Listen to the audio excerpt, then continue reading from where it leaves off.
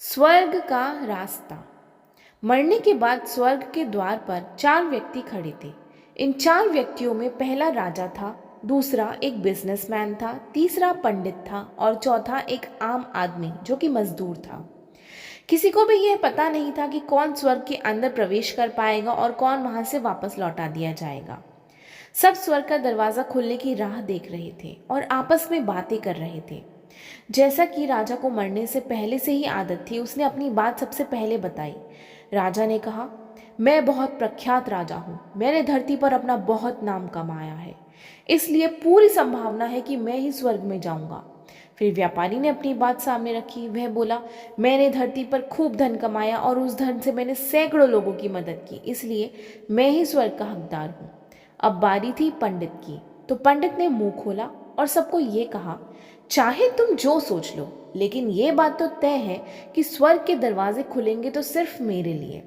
सब जानते हैं कि पंडित दिन रात भगवान को याद करते हैं, इसलिए स्वाभाविक है कि स्वर्ग में पंडित का स्वागत किया जाएगा। जब सबने अपना अपना पक्ष रख दिया, तब सबकी नज़र उस मजदूर पर थी जो चुपचाप अपनी नज़रें नीचे झुकाए बिना कुछ बोले वहीं पर खड़ा रहा। स्वर्ग का दरवाजा खुला और वहां पर एक देवदूत आकर खड़ा हो गया। देवदूत के हाथों में एक पुस्तक थी जिसमें इन सभी के कर्मों के बारे में लिखा हुआ था। देवदूत ने सबसे पहले राजा को अपने पास बुलाया और उसको पूछा, तुम बताओ, तुमने अपने जीवन में क्या क्या अच्छे कर्म किए हैं। मैं उन्हें इस पुस्तक में देखकर फैसला करूंगा कि तुम्हें अंदर आने देना है या नहीं। राजा ने कहा, मेरा राज्य जितना बड़ा था उतना ही समृद्ध था और मेरे राज्य के सभी लोग खुशहाल थे। सभी बड़े आनंद से रहते थे। मैंने उन्हें कभी भी किसी भी चीज़ की कमी नहीं होने दी। यही मेरे अच्छे कर्म हैं। देवदूत ने अपने पुस्तक में देखा और देखने के बाद राजा से कहा, तुम सच बोलते हो। तुमने अपने राज्य की प्रजा को बहुत सुखी रखा था, लेकिन तुमने अपने राज्य की सीमा बढ़ाने के लिए जितने युद्ध किए थे, उन युद्ध की वजह से हजारों सैनिकों ने अपनी जान गंवा दी थी। उन हजारों सैनिकों के परिवार के दुख का कारण तुम बने थे, इसलिए तुम स्वर्ग में नहीं आ सकते। अब बारी थी व्यापारी की। व्यापारी से जब देवदूत ने पूछा कि तुम्हारे अच्छे कर्म क्या हैं, तब व्यापारी ने उससे कहा, मैंने सैकड़ों लोगों को खाना खिलाया है, कई आश्रमों में दान किया है, कई निराश्रित लोगों के लिए घर बनाकर दिया है। यह मेरे अच्छे कर्म है। देवदूत ने फिर से अपनी पुस्तक में ध्यान से देखा और देखने के बाद व्यापारी से कहा, तुम्हारा कहना भी ठीक है।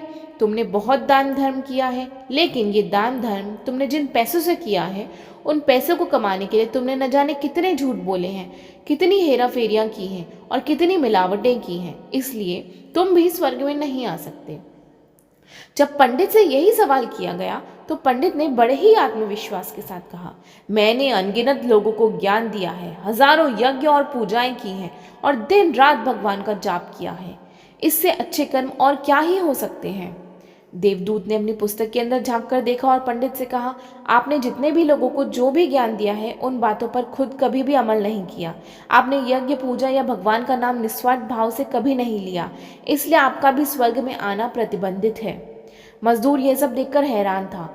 वह अब तक जिन्हें महान समझता था, उनकी व्याख्या स्वर्ग के दरवाजे पर आकर बदल गई थी। धरती पर जिन कर्मों को अच्छा समझा जाता है, उनका यहाँ पर कोई मूल्य नहीं था। यमदूत ने जब इस मजदूर को अपने पास बुलाया और इससे पहले कि वह उससे उसके अच्छे कर्मों के बारे में पूछता, मजदूर बोल पड़ा, प्रभु, मैं जानता हूँ कि मैं भी स्वर्ग में आने के लायक नहीं हूँ, लेकिन मैं फिर भी एक बार बाहर से ही स्वर्ग को झांक कर देखना चाहता हूँ।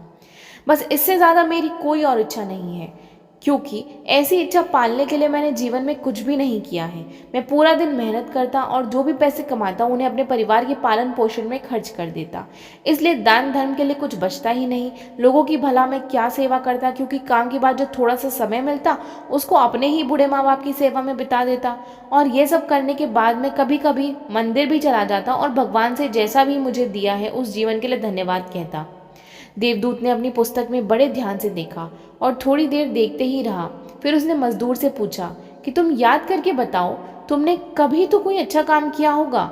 मजदूर ने थोड़ी देर सोचने के बाद बोला, हाँ, मुझे थोड़ा थोड़ा याद है। एक बार मैं बहुत भूखा था और मैं खाना ही खाने बैठा था कि एक बहुत ही कमज़ोर कुत्ता जो ठीक से चल भी नहीं पा रहा था, वह मेरे पास आ गया और मेरे खाने को देखने लगा। तब मैंने अपनी रोटी उसे खिला दी थी और उस दिन मैं खुद भूखा सोया था। मजदूर की बात सुनने के बाद देवदूत मुस्कुराया और मजदूर को बड़े अच्छे कर्म लोभ मोह माया इन सब भाव में आकर नहीं किए जाते और ना ही उन्हें अच्छे कर्मों की श्रेणी में गिना जाता है। निस्वार्थ भाव से किया गया एक ही का अच्छा कर्म भी आपके जीवन के सारे पाप धोने की शक्ति रखता है। इसलिए जब भी मौका मिले निस्वार्थ भाव से अच्छे मन से अच्छे कर्म किया करें। तो दोस्तों, ये थी आज की कहानी। अगर आपको हमारी वीडियोस पसंद आती हैं तो प्लीज़ हमारे चैनल को लाइक, शेयर एंड सब्सक्राइब ज़रूर कीजिएगा। Thank you.